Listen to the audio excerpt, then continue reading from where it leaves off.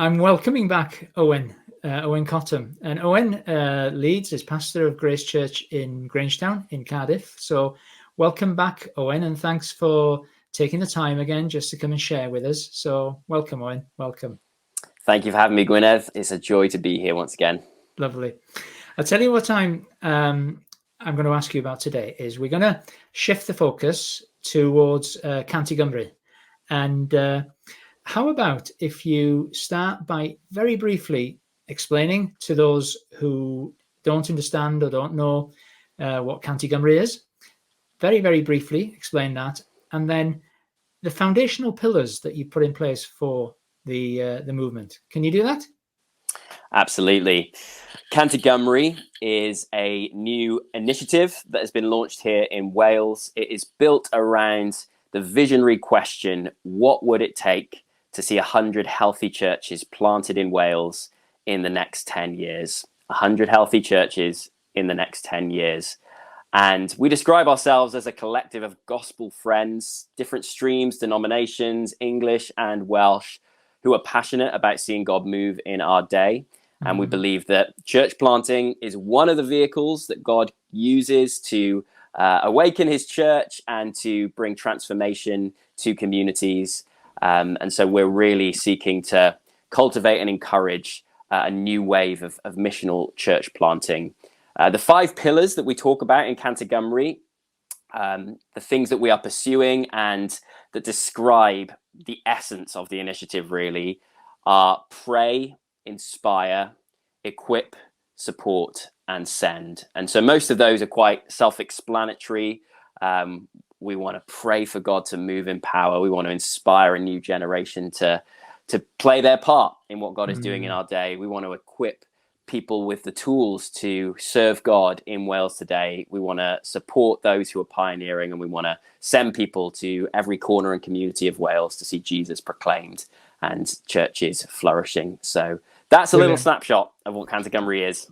Ideal. I want to focus on the prayer pillar, so to speak. Okay, so in a general sense now, I know people know prayer is important, but just give us a snapshot of why you think prayer is important in a general sense, and then tie that in to Cant Gymru. Why you've made prayer a foundational pillar. Can you do that?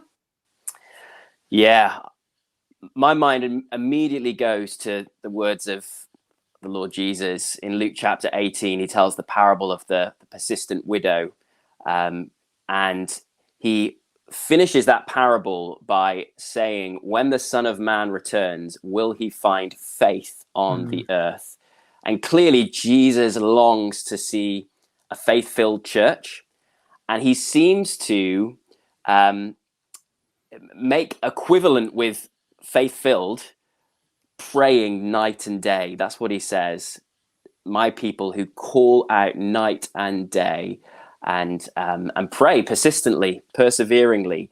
Jesus wants us to be a people who ask and seek and knock, who take hold of the promises of God, and who cry out for the kingdom to come on earth as it is in heaven. And so I think fundamentally, foundationally, what it means to be a follower of Jesus is to be a person who prays and who calls upon the Lord to move in our day and takes ownership for that.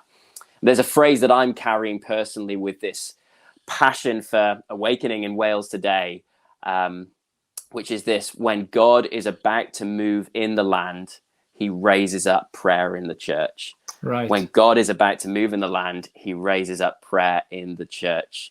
Prayer is our way of communing with God, but also partnering with God to see his promises come about in our context and our communities today. And I think particularly for a missional movement like Cant Gymru that is seeking to inspire people to dream again, could there be more for Wales in our day? Could we see 100 healthy churches planted? With a missional movement like that, if it's not energized by prayer, it will be energized by something of the flesh. I think that's the danger that we're very mindful of. Yeah. That it's very easy to take a vision like that and then to strategically try and work out how we're going to make it come about. And we're not really interested in that. That vision feels too big for us to achieve through human strategy and resources. And the most exciting thing about the vision for me is that it causes me to rise up and say, God, you have to do something. It has to be your power at work in communities. It has to be your spirit reviving the church and propelling us out into mission. We want to be energized by prayer as we step into the mission field and see a gospel movement in our day. And so that is why I think prayer is so important. It seems to me that when God is about to move, he calls his people to new fervency in prayer. And we want to be serious about that. We want to take that seriously and recognize that that is an adventure that God is inviting us into to partner with him in his kingdom purposes. And it's a privilege, isn't it? Like you say, it's a privilege. Before we came on air, so to speak, even though this is recorded, before we came on air, we were talking about how you visited a couple of historical Christian sites in Wales. Make the connection for us, Owen, between the history of revival in Wales and prayer. Can you? Is that a fair question to ask you to make? That's a very fair and relevant question. I think the more I read about Welsh church history and what God has done in Wales in the past, I'm increasingly convinced. If I could put it like this, if I could use a kind of word picture, if you dig up the foundations of the church across Wales, across the ages in Wales, what you find buried at the bottom are the prayers of the saints. That's a brilliant picture. That's a brilliant picture. I've been recently, visiting some of these sites, and I'll go as far back as one can go in the history of Welsh Christianity to Llaniltyd Fawr, Llantwit Major, this monastic community of St. Illtyd, which has become known as the cradle of Christianity in Wales. It's where much of Welsh culture in many ways was birthed out of that place there in the Vale of Glamorgan. And it's known as a site of learning and of education because Illtyd was a great educator and someone who taught people the scriptures and who trained these kind of gospel-centered monks to go and carry the good news out into the rest of the landscape. What some people don't know about the legend and the history of St. Illtyd is that he founded the monastic community on 24/7 prayer.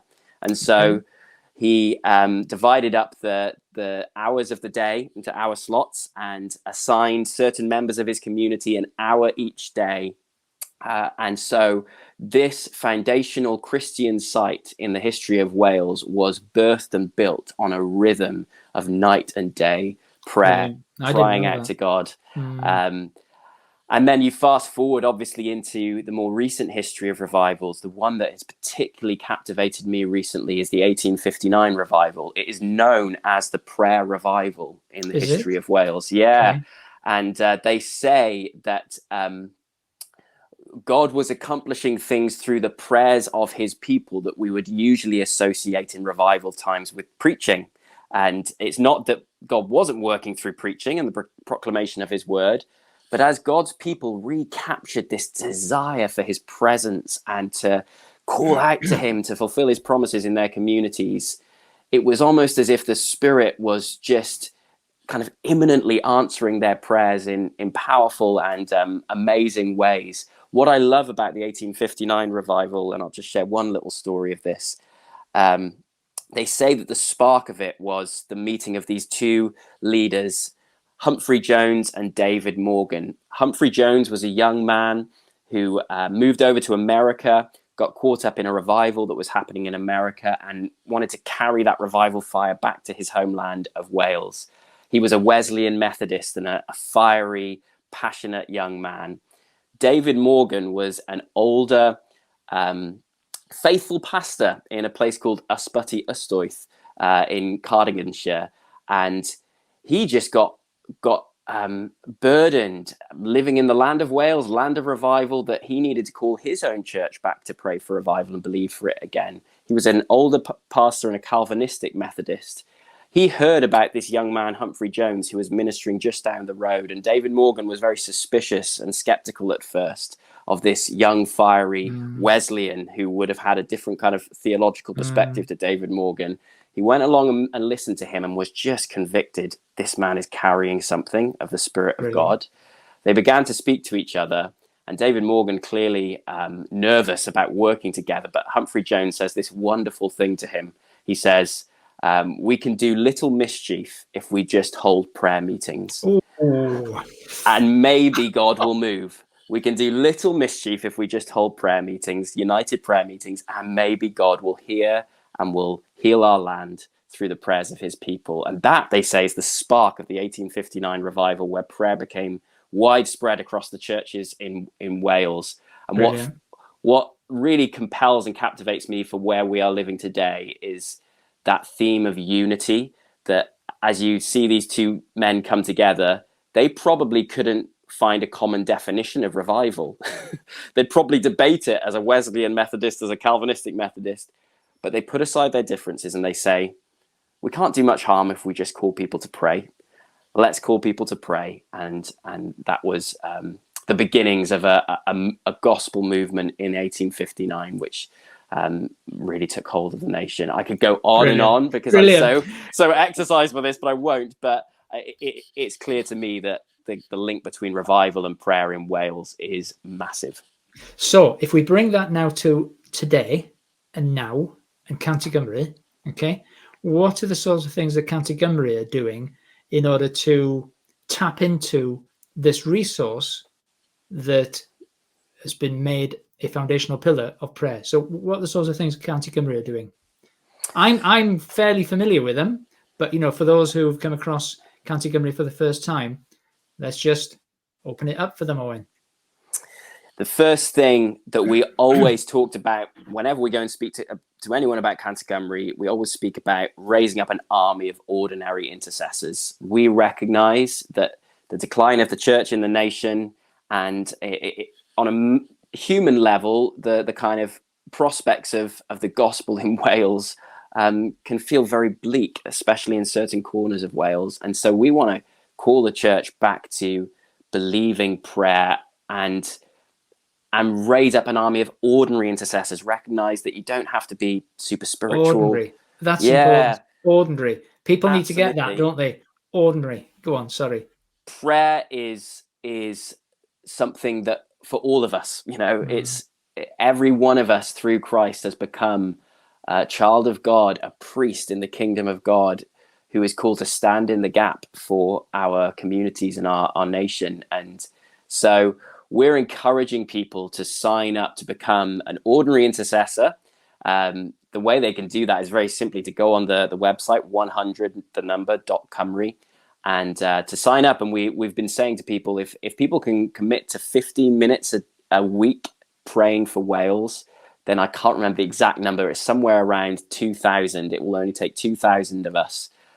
15 minutes a week prayer for church planting and revival in Wales, to see 100 hours of prayer a day for Wales raised up. And just imagine, how God could be burdening and working in people as they give themselves to prayer in that way, and certainly how our prayers can come together and really affect change. So that's the first thing, army of ordinary intercessors praying for church. Again, in revival history, particularly the Hebridean revival, you see that it was, they say, a couple of old ladies who faithfully were praying to God to move on their island. Yeah. They didn't have the human metrics of kind of world changing power, but we have an audience with the King of Kings and Lord of Lords in prayer. That's what the gospel has given to us, access through the blood of Jesus into the very presence of God. And so even if we're a new Christian, even if we're struggling in many other ways, any of us can pray at any time. That's the gift of the gospel to us. And so, we really want to make this engagement in a new missional movement in Wales. We really want to make it accessible to all. We don't want this to be seen as, it's those radical pioneers who are kind of on the front lines. Absolutely. We want to emphasize that, when God is about to move in the land, he raises up prayer in the church, and the church is the ordinary people of God. Yeah. The single mum and the working father who's 8 till 6 out of the house, but on the train calling out to God, the teenager who's just discovered Jesus and has got all the mess of life growing up in today's world, but learning to commune and build a relationship with God. All these ordinary saints are the ones that God is calling to pray for this. Absolutely. Yeah. So the other major thing that we are doing is running events, and we very intentionally launched Cant Gymru with a prayer night. We didn't launch with a big song and a dance of here's the strategy for the next 10 years. We launched gathering people, 200 people in Merthyr, and making the rallying cry, unless God moves in the land, we can forget about our vision, put it aside. But we have a God who loves us, who loves Wales, and he wants to see it changed. And so ever since that prayer launch night, alongside some leaders events, which we have very much built prayer into to emphasize and to embed and to reiterate the priority of prayer. We've also got in the calendar these prayer days and these prayer nights. So the prayer day we've done most recently to this conversation was in February in Blaenau Ffestiniog, where once again we gathered a couple of hundred people for a day of prayer, continuous prayer from 12 noon to about 9 p.m, praying for that community. And the next prayer night, a prayer celebration that's coming up in the diary once again to this conversation, is early July in Cardiff. And so these are the other things that we're doing to really cultivate prayer and call the church to prayer. I think I'll ask you in a minute just to give a sense of if somebody's thinking, oh, I'd love to come to one of these prayer evenings or whatever. But just before that, it struck me while you were saying about the prayer event in Blaenau Ffestiniog from 12 to 9. Okay, that community will be different as a result of that prayer event, or otherwise we're wasting our time with prayer. And we know we're not wasting our time with prayer because we've just heard the history. But just think about the amazing privilege of that community in Blaenau Ffestiniog will be different in some way as a result of that prayer event. That's amazing. Absolutely. And that privilege that we get to participate in. So that was just an aside. Okay, tell us about what could people expect if they come to a prayer event, and is it invitation only or? No, it's open to anyone who loves Jesus and wants to pray for Wales. And what you can expect, I mean, we're at the early days of this initiative, so we're always adapting and seeking to follow the Spirit's leading and do things in a way that serves and facilitates people praying. And that will look different context to context as well. So if I just give a snapshot of, I think, two of the themes that have come out of these early prayer gatherings. One, I think you can expect passion. I think we're seeking to recover what I believe has been or could have been in some quarters a lost facet of Welsh Christianity, which is God has made the Welsh a passionate people, and sometimes sadly we express that more evidently in the rugby or the football stands than we do in the place of prayer. And we're not about emotionalism, we're not about hype, but we are about engaging our hearts in the need of the land and in the promises of God. And for me, both of those two things make passion rise up. The need of the land, the desperate need of broken people who are living and dying without hearing the message of Jesus. That causes something to rise in us. If we want to see that changed, the promises of God, if my people who are called by my name will humble themselves and seek my face, 2 Chronicles 7, then I will hear from heaven and heal their land. That makes me want to say, yes, Lord, come and do it again. And so you can expect passion. But the other thing I think you can expect is a real emphasis on unity. go back to David Morgan and Humphrey Jones of 1859, and I think they unlocked the promise of Scripture, Psalm 133, that where brothers dwell together in unity, their God commands a blessing. And we recognize as Cant Gymru, one of the things we feel like we're stewarding is a really broad, what's the word? A broad cross section of Christians across where we're not seeking to be tribal or one denomination or one broad stream. spectrum. A broad spectrum. That's the word. And so in these prayer gatherings, take the Blaena Festiniog Day, for instance, as we divided the day up into 1.5-hour sessions, there were sessions that felt more contemplative and quiet. There were sessions that felt more rowdy and loud. There were sessions that were interactive for children to get involved. There was Welsh and English, certainly more Welsh up in Blaena Festiniog to honour that context.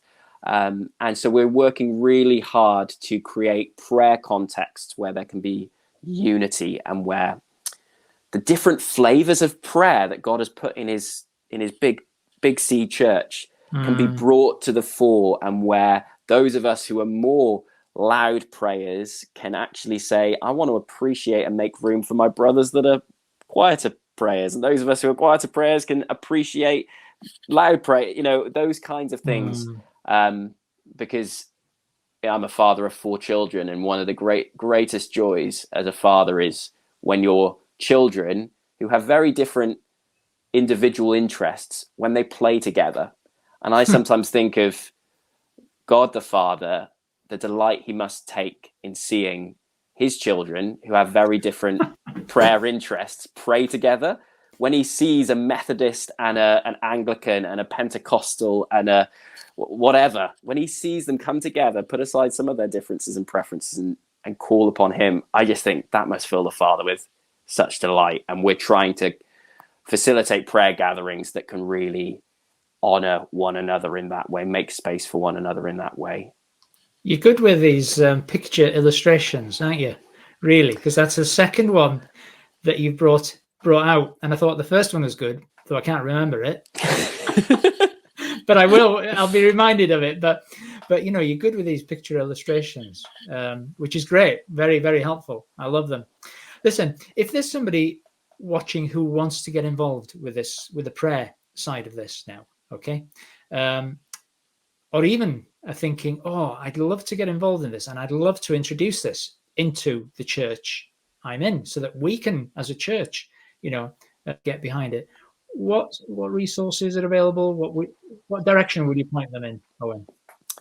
Firstly, sign up on the website to become an ordinary intercessor, even if you commit to praying for 1 minute a week for Wales and for church planting and revival in Wales. Sign up, because not only is that a way of you expressing your heart to be involved in what God is doing, but it also means that you are added onto our mailing list, where we send fortnightly, sometimes at the moment it's more like monthly prayer emails that contain live stories from church plants that are happening in Wales today and needs for prayer. So the first thing would definitely be to sign up to that mailing list and become part of our army of ordinary intercessors. The second thing would be come along to Cant Gymru prayer events. As I said, 5th of July, we're planning one for Cardiff. The details of that event will certainly be readily available online, and there'll be other prayer events coming other parts of Wales across the year. Third thing, which you could do, and some churches have done this, which we've been really encouraged by, start your own prayer meeting for Cant Gymru and for church planting revival in Wales in your church.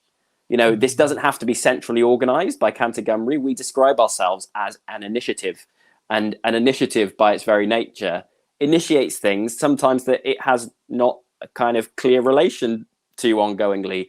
We've been so encouraged by 2 churches in particular who have heard the vision and said, hey, one of the ways we can play our part in this is just by putting regular prayer meetings in the diary where we lift up church planting in Wales today. And then the fourth and final way that comes to mind is look out for future resources that Cant Gymru is seeking to provide to cultivate prayer for revival. I've been busy putting together a resource which is probably going to be called simply How to Pray for Wales. And it's a basic resource that walks through some of the Psalms that give us language for praying for revival on a sustained day by day, week by week basis. And so look out for those resources as they become available in the days to come. Give us a couple of encouragements with regard to how you're seeing God answer the prayers that have already gone up in relation to Cant Gymru. Have you got a couple of encouragements for us? I think that the biggest one is around this theme of unity once again. And lovely. Forgive me for returning to Blaenau Ffestiniog, but that was an absolutely beautiful picture of answered prayer. We had 200 people, mostly from North Wales, come to that prayer day to support Joss and Lydia, who are planting a church up there, who you've had conversations with about their story. And just the sense of faith for God to move in North Wales and a willingness for people to work together is something we have been very, very fervently praying for, knowing that that is a key ingredient of seeing God move. If people who don't follow Jesus in communities look at the church and see a bunch of people who disagree over seemingly insignificant things as far as they're aware, then we're not going to be displaying the gospel in the way that Jesus prayed that we would. Father, I pray that they would be one as we are one, so that all may see that you have sent me. And so to see people coming together in that way was beautiful. And on that day in Blaenau Ffestiniog, an older gentleman showed me a picture of a prayer meeting that had taken place 20 years earlier in Blaenau Ffestiniog. Okay. And it was maybe a dozen people just in a basement of a church crying out to God, number one, for someone to come and plant a church up there. And so fast forward and see answered prayers and what God is doing through Craig Blaenau now was amazing. But number two, I think just to see that 12 become 200, as it were, was like, wow, God is doing something here, even in answering our prayers to call the church to pray, and unifying people in that way.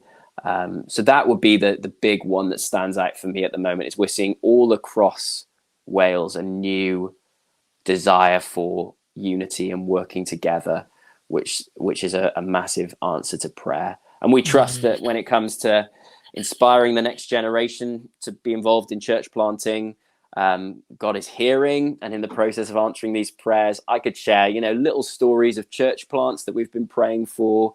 Particularly a theme at the moment seems to be around kind of buildings and those becoming more readily available, which obviously is a key resource for people who are pioneering a new congregation in a context.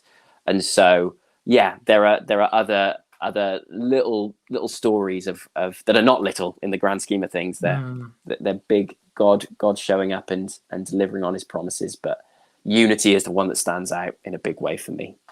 It often strikes me, and it's striking me again in this conversation, that the privilege, God is at work in Wales. Okay? God is doing something in Wales. He's moving in Wales. And it often strikes me what the privilege and the honor that we have in being part of that. Just being part of it, being part of what God Almighty is doing to move across this nation of Wales is really extremely humbling, extremely humbling. But I want to say to the person who may only have been a Christian for a week, that they can be part of what God is doing in Wales.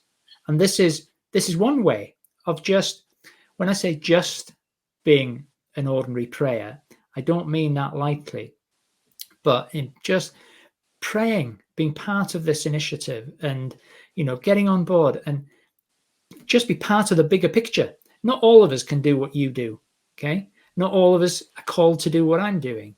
Not all of us are called to plant a church in Blaenau Ffestiniog, but all of us are called to be part of what God is doing in Wales, no matter whether we're, 5 days old as a Christian or whether we're 30 years old as a Christian. So what a privilege. And I would just really encourage people just to get involved with what God is doing in Wales, because it's a privilege and an honor.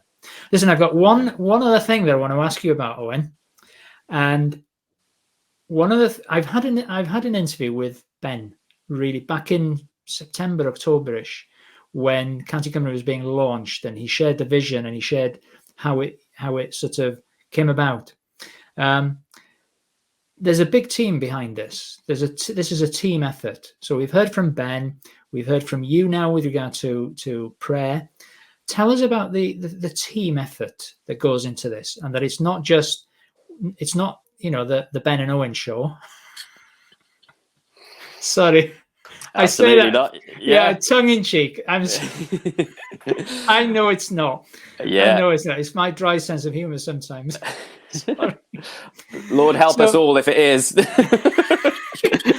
Yeah, we need more prayer intercessions. Yeah. Okay. But tell us about the wider team, as far as so that people get a picture of okay, there's so many players involved here. Can you give us the bigger picture? Yeah, I mean, I would just give hopefully this isn't a cop-out answer. I'll give the biggest possible picture, which is that the Cant Gymru team, yes, there is a core team of us who are busy in stewarding the vision and seeking to inspire people and provide resources and initiate things and run events. But our big heart really is that this becomes an umbrella that anyone who loves Jesus and cares about God's work in Wales can find a part in. That's honestly our heart in all this. And over the years of this initiative, it might be that even some of those central players, kind of there's changing of roles, and all of us are involved in local church ministry alongside all of this. And so inevitably there's going to have to be others that get involved in that central organizing function, I guess, in the whole thing. But the beauty of the vision is it can't be carried by a few individuals, no matter how gifted those individuals might be. Yeah. Like, it has to be all of us playing a part in this. And Ben, I'll end on this, he often says, when it comes to answering that question, what does it take to see 100 healthy churches planted in Wales in the next 10 years? If our answer to that is to look back at Cant Gymru and say, yeah, what's the way, guys? You've planted churches. How is it going to happen? Then that's not going to see it happen. But if every church says, hey, what if we planted one church in the next 10 years? If every church in Wales did that, then that would see us come through to more than 100, I'm sure. And so that, once again, puts the emphasis of ownership on all of us to play our part, certainly in prayer, but in every part of this vision, to see ourselves as part of the kingdom team effort to see Jesus made known in power in Wales today. I love that. Would I be right? Correct me if I'm wrong. Would I be right to think that Cant Gymru is an initiative? Okay, it's the pilot light in the boiler, really. Yeah. That just wants to spark something and happening throughout Wales. And when we talk about team effort, I just had this picture of a little old lady who somebody's never heard of in Llanymstymdwy, who's on her knees praying. Nobody knows about her. She hasn't connected to Cant Gymru. She's heard about it. She's watched, but she hasn't connected. She doesn't get the news, but she's praying about this initiative. She is as much part of this team as you guys who are central to it. That's right, isn't it?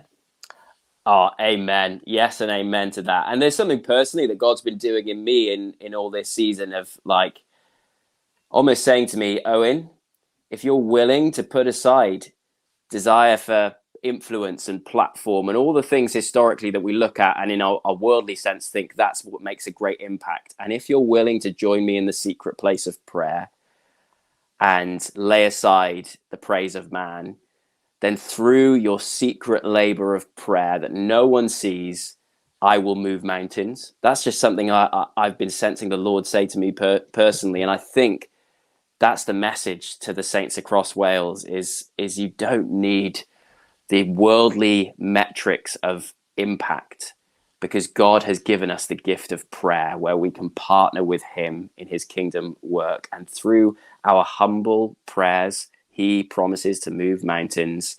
And what a joy that is to kind of live for heaven's reward, and the joy of, as you said, the privilege of being part of God's work in the secret place.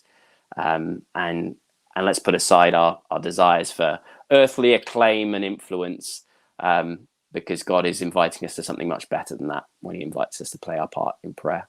Brilliant. Amen. Amen. Listen, Owen, we've come to that difficult time or difficult point of the conversation, in that we have to stop it. It's always a challenge to stop a conversation like this with you, because, we could just go on. We could go on. But listen, thank you again for taking time, and thank you just for sharing the heart, sharing the vision, and thank you for, everything that you are doing to be part of Cant Gymru, and Charlotte as well. Because, there's a lot of work that goes on behind the scenes, from a supporting wife to support her husband in ministry. And so, Charlotte, if you're listening to this, I hope you will. It's worth listening to.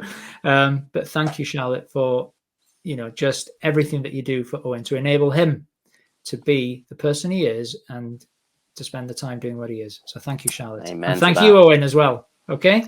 Thank you, Gwyneth. Joy to chat. Lovely. God bless you. Bye-bye.